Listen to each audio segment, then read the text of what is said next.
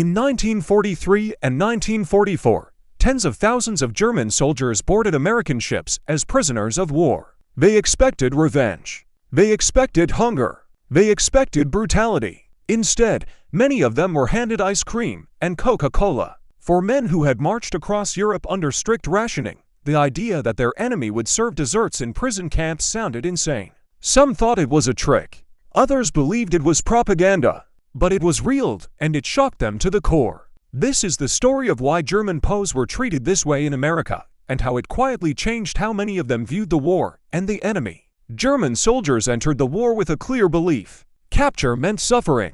Nazi propaganda had spent years describing Allied prison camps as places of starvation, beatings, and humiliation. Stories from the Eastern Front only reinforced this fear. Many Wehrmacht soldiers were told, "If you are captured, you will be worked to death or worse." So when German troops surrendered in North Africa, France, and Italy, fear followed them onto Allied trucks and ships. None of them imagined that America would follow the rules.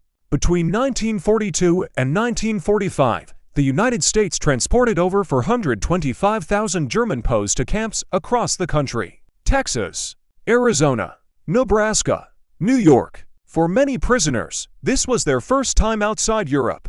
They expected prison camps. Instead, they saw farmland wooden barracks and comm guards. Some even noticed something unthinkable: American soldiers smiling. The reason for this treatment was simple and shocking. The United States strictly followed the Geneva Convention. Prisoners were guaranteed adequate food, medical care, shelter, protection from abuse. They were fed the same rations as American soldiers.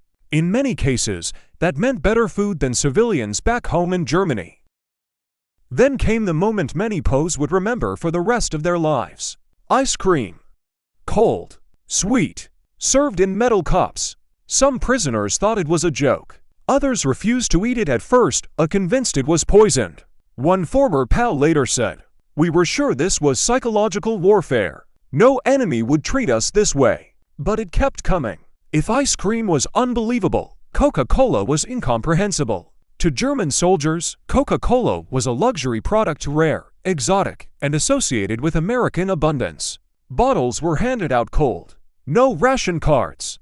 No speeches. Just soda. For men raised on scarcity, it felt like stepping into another world.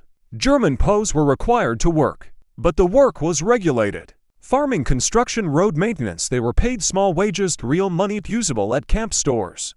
Many prisoners realized something disturbing. They were treated better than forced laborers in German camps.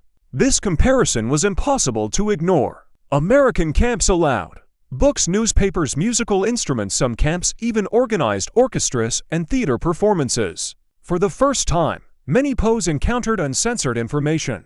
Nazi ideology began to crack, not through force, but contrast. The U.S. didn't rely on lectures. Instead, they allowed prisoners to observe democracy in action, racial integration imperfect, but visible, freedom of speech. For many POWs, this silent lesson was more powerful than any speech.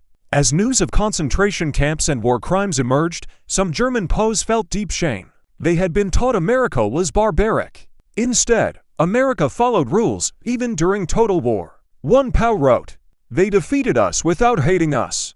After the war, German POWs were returned home. They brought stories no one believed at first.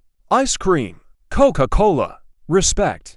Over time, these men became some of the strongest supporters of post-war reconciliation. The story of ice cream and Coca-Cola in POW camps isn't about kindness alone. It's about power. The power to win without cruelty. To defeat an enemy without becoming one.